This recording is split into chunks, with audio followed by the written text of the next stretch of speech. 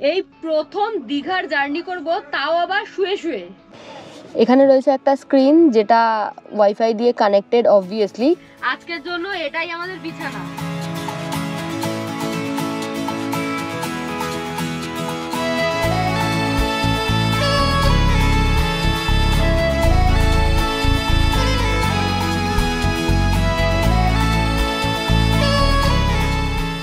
দাঁড়িয়ে আছি আমি স্প্ল্যানেডে।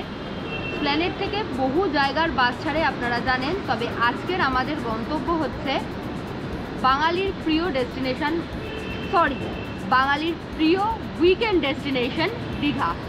বন্ধুদের সাথে হঠাৎ প্ল্যান হোক বা লম্বা একটা স্ট্রেস উইকের পরে একটা ছোট্ট উইকেন্ড হোক, যে কোনো সময়ই দীঘা আমাদের সেভিয়ার। ঘরের কাছের দীঘা আমরা সবসময়ই ঘুরতে যেতে ভালোবাসি। বন্ধুদের সাথে প্রথম ট্রিপে দীঘা যায়নি এরকম খুব কম মানুষই আছে। দীঘা যাওয়ার জন্য কিন্তু প্রচুর অপশান রয়েছে, বাস রয়েছে, ট্রেন রয়েছে, তবে সবচেয়ে পুরনো উপায় হচ্ছে বাস। বাসে করে ছোটোবেলায় মা বাবার সাথে দীঘা গেছি আমরা সবাই, আর আমার কাছে বাসটাই ভীষণ ইজিয়েস্ট অপশান মনে হয়, কারণ চটজলদি প্ল্যান করলে ট্রেনের টিকিট পাওয়া একটু ইম্পসিবল। আর লোকাল ট্রেন যায়, তবে লোকাল ট্রেনে যাওয়াটা একটু ইম্পসিবল মনে হয়, কারণ প্রচণ্ড ভিড় হয়, প্রচণ্ড গ্যাঞ্জাম হয়।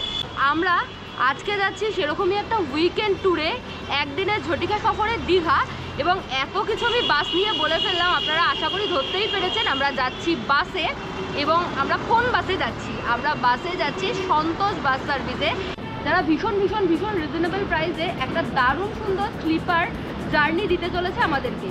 আশা করা যায় জার্নিটা ভীষণ রকম কমফর্টেবল হবে।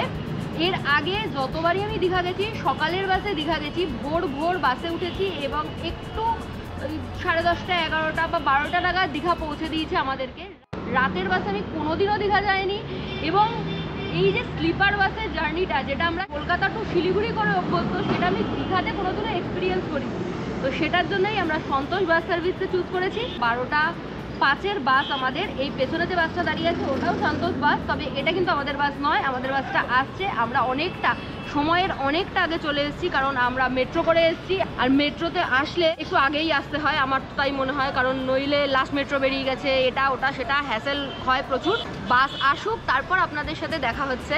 আমরা বাসে উঠে বাসটা আপনাদের সাথে শেয়ার করব, যেরকম এতদিন নর্থ বেঙ্গল যাওয়ার সমস্ত বাস আপনাদের সাথে শেয়ার করেছি সেরকমই। তবে বারবারই বলছি, এই বাসের জার্নিটা কিন্তু ভীষণ ভীষণ ভীষণ রিজনেবল প্রাইসে, এই কথাটা কিন্তু মাথায় রাখবেন। এবং কত টাকার টিকিট সেটা আমি একটু পরে রিভিল করছি। এই সন্তোষ বাসটা কোথায় দাঁড়ায়? এই সন্তোষ বাসের যে টিকিট কাউন্টারটা সেটা হলো 44 নম্বর কাউন্টার। এবার আমি বলি কিভাবে আসবেন। আপনারা যদি মেট্রোর 7 নম্বর গেট দিয়ে বেরোন, তাহলে শ্যামলী, রুবি পরিবহন, এই সমস্ত কাউন্টার ক্রস করে একটা মেন রোড পড়বে, রাস্তা ক্রস করে এপাশে চলে আসবেন, যেখানে কিনা নতুন মেট্রোর গেট হয়েছে। হাওড়া ময়দানের যে নতুন মেট্রো, মানে হাওড়ার যে নতুন মেট্রো, যেটা হাওড়া থেকে আমাদের কলকাতাকে কানেক্ট করেছে, সেটার যে নতুন গেটটা হয়েছে, সেই গেটটার সামনে এই যে দেখতে পাচ্ছেন, ঠিক এইখানটাতেই রয়েছে সন্তোষের কাউন্টার। এবং এই কাউন্টারে 44 নম্বর কাউন্টারের পাশেই সন্তোষ বাস দাঁড়ায়। এই যে দেখতে পাচ্ছেন এখানে একটা সন্তোষের বাস দাঁড়িয়ে রয়েছে। এছাড়া আপনারা যখন টিকিট কাটবেন, টিকিটে যে নাম্বার দেওয়া থাকবে, আপনাদের যে কোনোভাবে বুঝতে অসুবিধা হলে আপনাদের কিন্তু ওনারা গাইড করে দেবে। আমি যেখানে দাঁড়িয়ে আছি পেছনেই দেখতে পাচ্ছেন মেট্রো স্টেশন, নতুন মেট্রোর গেটটা, আর আমার অপোজিট শহীদ মিনারটা। এই আর কি, আমরা এখন এখানে দাঁড়িয়ে একটু ওয়েট করব, বাস আসলে তারপর বাসে উঠবো। আমাদেরকে কিন্তু বেশ অনেকটা আগে, মানে বেশ কয়েক ঘন্টা আগেই হোয়াটসঅ্যাপের টিকিটের সমস্ত ইনফরমেশান পাঠিয়ে দিয়েছে, এবং যিনি কন্ডাক্টর থাকবে তারও ইনফরমেশন, তারও ফোন নাম্বার পাঠিয়ে দেওয়া হয়েছে, কন্ট্যাক্ট ডিটেলস দিয়ে দিয়েছে, সমস্ত সিট নাম্বার কত সমস্ত, সেটা তো আগেই দেখতে পাবেন। আমরা এখানে এসে আমরা নিজেরাও বুঝতে পারছিলাম না, আমরা এখানে এসে ওনাদের সাথে কন্ট্যাক্ট করলাম, ওনারাই আমাদেরকে গাইড করলো যে 44 নম্বর কাউন্টারটা ঠিক কোন জায়গায়, সেখানে এসে আমাদেরকে দাঁড়াতে বললো। এখন বাসে উঠবো, ইন্টেরিয়ারটা আপনাদের সাথে শেয়ার করি। আচ্ছা, যেটা বলার, আমাদের কাছে এবার কোনো বড় লাগেজ নেই। আমার একটা পিঠে ব্যাগ রয়েছে, রাহুলের একটা পিঠে ব্যাগ রয়েছে, তবে বড় লাগেজ যাদের থাকবে তারা কিন্তু এই যে নিচে বাসের পেটে লাগেজ রাখতে পারবেন।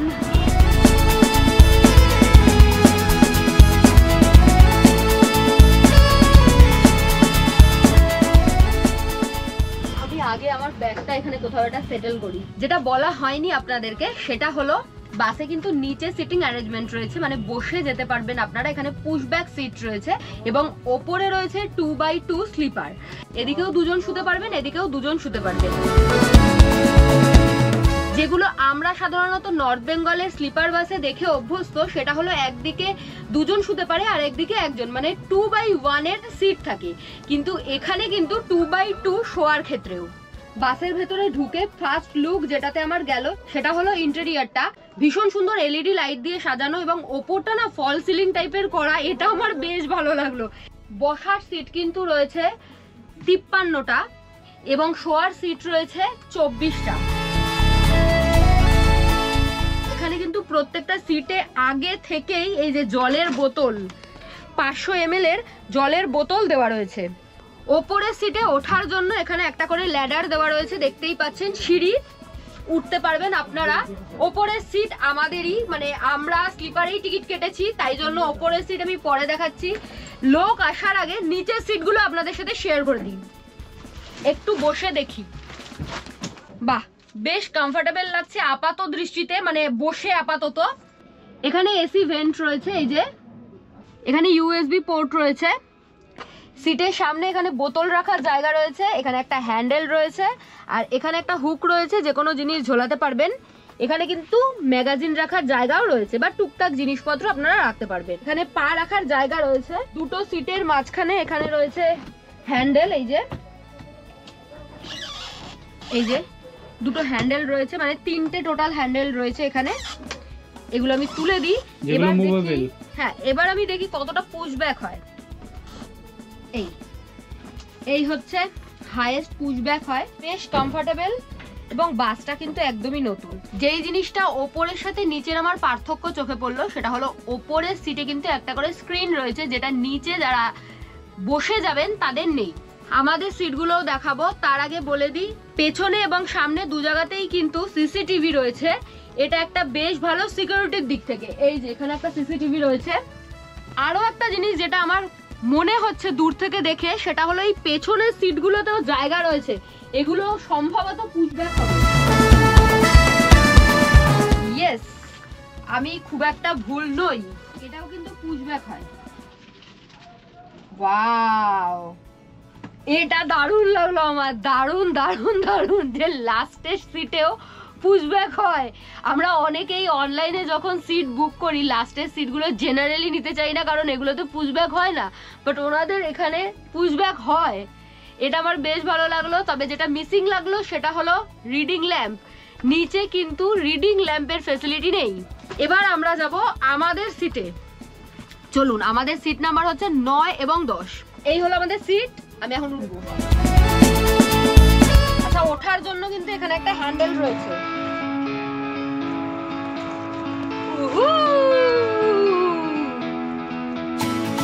দারুণ।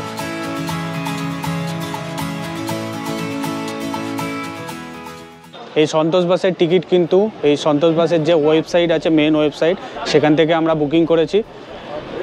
এই যে এখানে যেরকম লেখা আছে দেখুন, www.santoshbusservice.com। এছাড়াও বিভিন্ন অ্যাপস আছে যেরকম রেড বাস, সেখান থেকে আপনারা চাইলে এই বাসের টিকিট বুকিং করে নিতে পারেন। ওনাদের যে ওয়েবসাইট আছে তার লিঙ্ক আমি ডেসক্রিপশন বক্সে দিয়ে দিলাম। ওরা স্পেসটা না আমার একটু কম মনে হলো, তাই জন্য আমার একটা ব্যাগ এখানে দিয়ে দিলাম। কিছু টোকেন দেবেন না দাদা? কিছু নেই, ব্যাগ হারিয়ে গেলে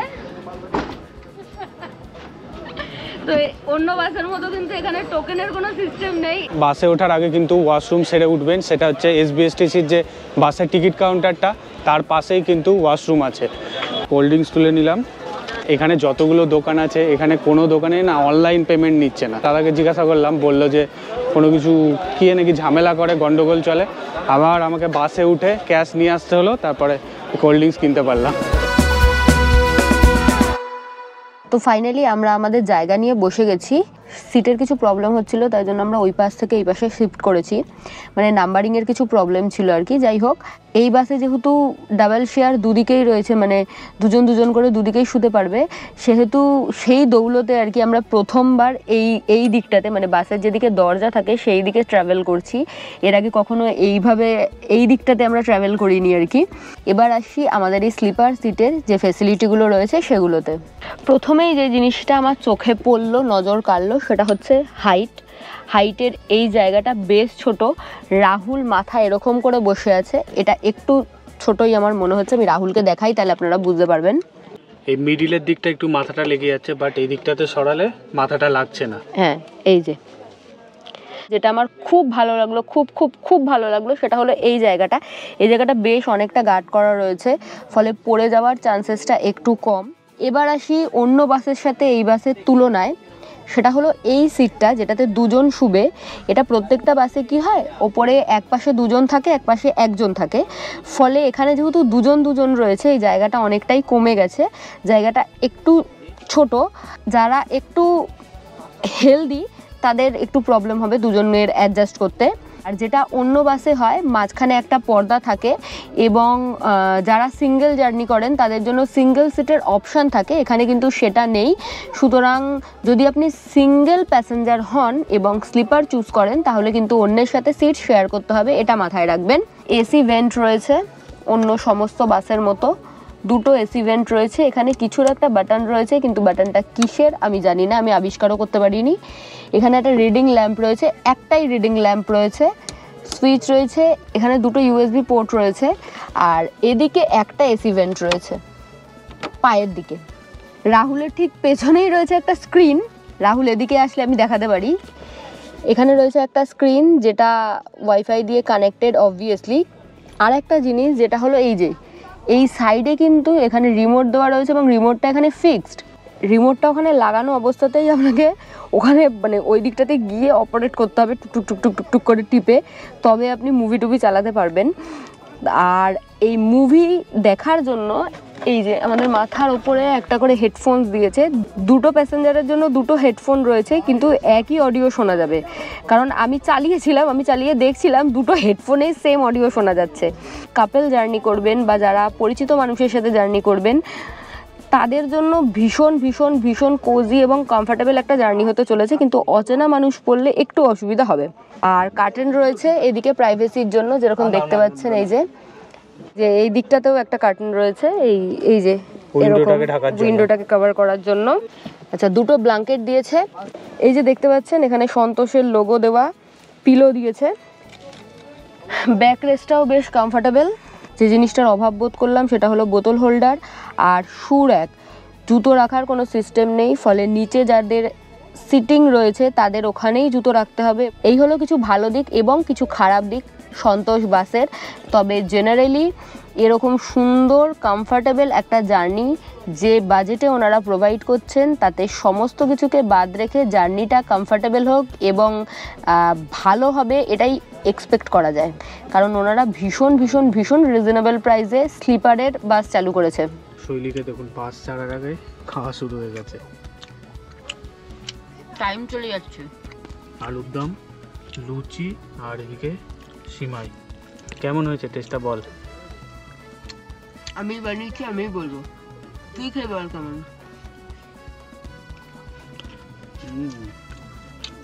অসাধারণ।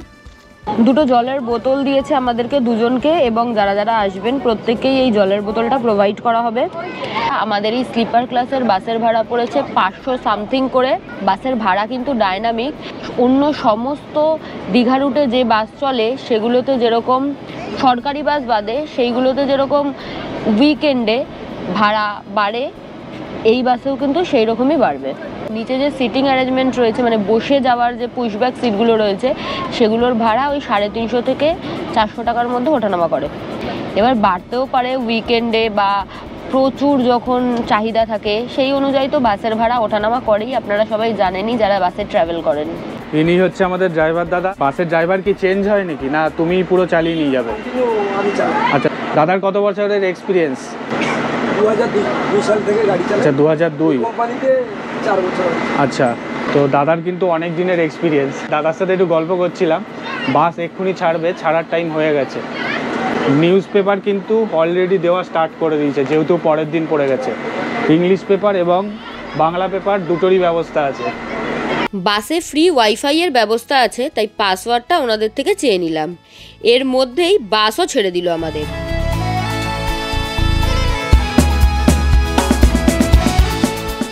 আমি ভাবছিলাম এসি ভেন্টের সামনে সুইচগুলো কিসের, এগুলো এই এলইডিটার, এগুলো অফ করতো দেখি কি হয়। এটা তো রিডিং ল্যাম্প। ধর্মতলা থেকে নিউ দীঘার ডিস্টেন্স হচ্ছে প্রায় 182 কিলোমিটার মতো। গুগল ম্যাপে টাইম দেখাচ্ছে ওই 4 ঘন্টা। আর বাসের যে অফিসিয়াল টাইমটা আছে সেটা হচ্ছে রাত 12টার সময় ছেড়ে 5টার সময় ঢোকানোর কথা। এবারে সমস্ত কিছু ডিপেন্ড করবে রাস্তার কন্ডিশান, রাস্তায় কীরকম জ্যাম আছে তার উপরে। দেখা যাক কখন পৌঁছায়। বাসটা একটু লেটেই ছাড়লো কারণ প্যাসেঞ্জার আসার বাকি ছিল। অনেকটা রাত হয়ে গেছে, এখন ঘুমিয়ে পড়ি, আবার যখন হল্ট দেবে তখন দেখা হবে। রাত 2টো বাজে, এখন বাস এসে দাঁড়ালো কোলাঘাটে। আশেপাশে প্রচণ্ড নয়েজ, বুঝতেই পাচ্ছেন। রাতের বাসে তো জার্নি করেছি, তবে দীঘার পথে এই প্রথম। একই রকম ফিলিং মোটামুটি, শুধু ওখানের ধাবাগুলোতে এত আসুন আসুন আসুন আসুন করে ডাকে না, এখানে আসুন আসুন আসুন আসুন করে ডাকছে, হার্ড ড্রিঙ্কস অফার করছে, সে আলাদাই ব্যাপার আর কি। ওয়াশরুম প্রচণ্ড নোংরা, মেয়েদের প্রচণ্ড প্রবলেম হতে চলেছে। তবু বাসের জার্নিটা ভীষণ কমফর্টেবল, এটাই আর কি। আর দিনটা নষ্ট হবে না রাতে ট্রাভেল করলে, এই দুটোই প্লাস পয়েন্ট আমার চোখে পড়লো আর কি। বেসিক্যালি এখন হচ্ছে ওয়াশরুম ব্রেক, কারণ এত রাতে কেউ কিছু খায় না। আমরাও ডিনার বাড়ি থেকেই নিয়ে এসেছিলাম। এবার যাদের ওই চা বা সুট্টা ব্রেকের দরকার হয় তারা এখানে নেমে এনজয় করতেই পারেন। বাসটা প্রচণ্ড কমফোর্টেবল, বেশি না জার্কিং ফিল হচ্ছে না একদমই। আর সিটটা একটু সরু হওয়ায় যেটা আমাদের দুজনের সুবিধা হয়েছে, জিনিসটা বেশ কোজি, ফলে আরামসে মানে এদিক ওইদিক নড়ছি না, বেশি নড়ানড়ি করতে পারছি না বেশি, মানে এটা একটা বেশ ঠিকঠাক ব্যাপার। মানে ভলভো বাসগুলোতে কি হয়, সিটের মানে প্যাসেজটা না অনেকটা বেশি থাকে, ফলে জার্কিংটা একটু বেশি মনে হয়, আর এদিক ওইদিক নড়ে একদম। তো যাই হোক, মোটামুটি ওই সকাল 5টা নাগাদ হয়তো আমরা পৌঁছে যাব। ওল্ড দীঘা নিউ দীঘা দুটো জায়গাতেই দাঁড়াই। এবার আমরা দেখি আমরা কোথায় নামি, কারণ আমাদের হোটেল তো নিউ দীঘাতে, বাট এত সকালবেলা আর্লি চেকিং আমাদের হোটেল মনে হয় না দেবে। তো একটুখানি এদিক ওদিক সময় কাটিয়ে তারপর হোটেলে চেক ইন করতে হবে। হাফ ঘুম থেকে উঠে এসেছি, এখন গিয়ে ঘুমোবো আর কি। তো সবাইকে গুড নাইট, কালকে সকালে দেখা যাচ্ছে। এই যে পরপর বাসগুলো দেখুন দাঁড়িয়ে আছে। এই বাসটা আমাদের, এটা সন্তোষের বাস, এর পাশেরটাও কিন্তু সন্তোষের, সেম বাস। এগুলো টাইমিংগুলো আলাদা। এই যে এখানে কিন্তু আপনারা এই যে চিপস, কোল্ড ড্রিঙ্কস, বিস্কিটের দোকান তো পাবেন, সঙ্গে কিন্তু বিভিন্ন খাবারের দোকানও পেয়ে যাবেন। চলুন বাসে উঠি।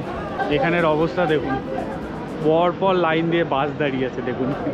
সিরিয়াসলি বলছি, এটা একটা আলাদা রকমের এক্সপিরিয়েন্স। রাতের বাসে দীঘা যাওয়ার এক্সপিরিয়েন্স পুরোপুরি আলাদা। আপনারা কিন্তু অবশ্যই ট্রাই করবেন।